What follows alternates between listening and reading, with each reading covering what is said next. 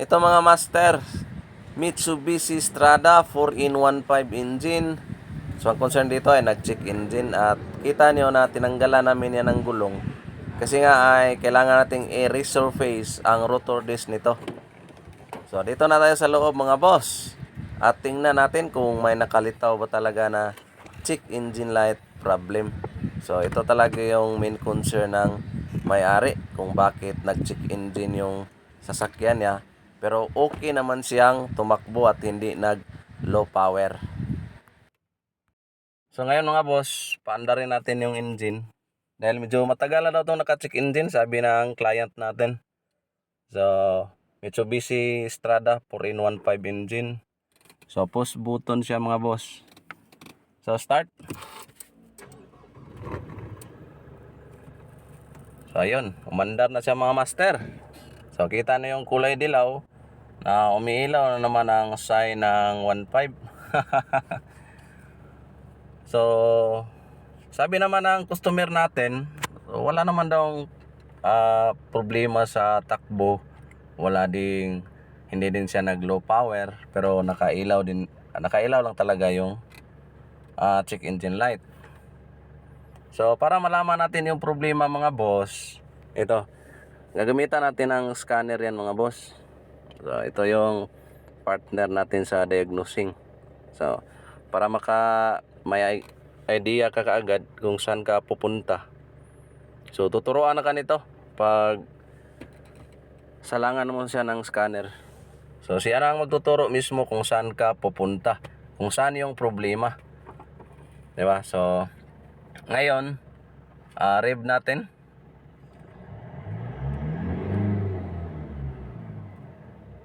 So okay naman siya, pero hindi ko lang masyadong sinagad talaga dahil baka overspeed, over RPM.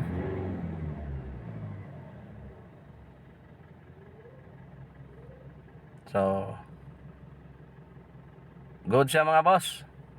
Ngayon, scan muna natin kung ano ang ma-detect nito.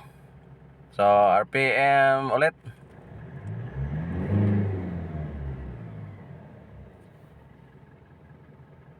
So ayos.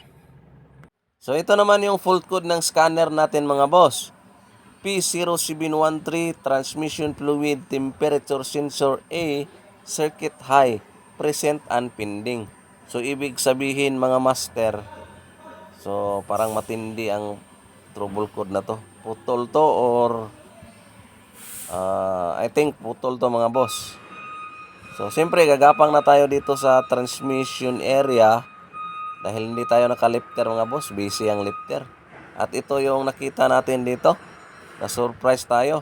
Ningat-ngat ng aso mga boss. Putik. Buti na lang ay ningat-ngat to ng aso dahil kung wala ang aso mga boss, wala tayong trabaho ngayon. So ito, grabe yung ngat-ngat talaga dito. Hanggang dito sa dulo. Buti na lang may naiwan pa kunti. So dyan natin idudugtong mamaya mga boss. Mag-request muna tayo ng automotive wire para ma-fix natin ang problema sa sasakyan na to. Kaya nag-check engine to dahil dito sa ngat-ngat ng aso. So ngayon mga boss, fast forward tayo. Madali lang naman tong idugtong. Mag-color coding ka lang mga master. Kung ano yung kulay sa kabila, ganon din yung sa kabila. So dapat hindi magkabaliktad yung mga wire. So at dito nga ay binalot na natin mga boss para matapos natin yung problema kay medyo kapoy nag-istorya. So ayan naka ready na yan at proceed na tayo sa dashboard mga master. So ito na mga boss, pagkatapos natin idugtong yung mga pinutol sa aso. So kita nyo naman na nadugtong natin lahat. So hindi ko pa binura yung fault code gamit yung scanner. At ngayon, i-start natin kung nawala na ba yung check engine dito. So, start. Diba? Ito yung sinabi ko mga master, na kahit nakita na natin yung problema, nadugtong na natin yung mga wire sa electronic part, pag hindi natin binura yan gamit itong scanner natin, ito. So hindi talaga mawawala yung check engine mga boss. Kasi nga yung problema sa sensor nasa utak na ni ECU. Kumbaga kailangan nating burahin yung fault code para mawala ito. So ngayon gagamitan mo natin yung scanner para i-delete yung fault code. Alright? Ayan mga boss, ito na. Scan natin.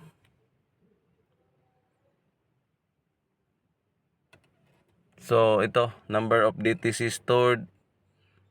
May isa sa engine. Okay. Trouble code. Ready to see. Ganun pa rin kanina. So clear natin. Yes. Clear for code successfully. Okay. So exit na tayo mga master.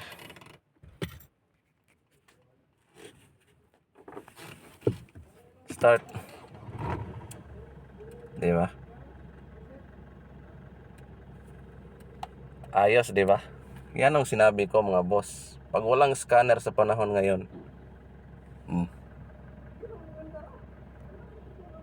mahirap talaga mga boss. Alright. So hanggang dito na lang yung video natin mga master at Mitsubishi Strada problem solved. Yes sir.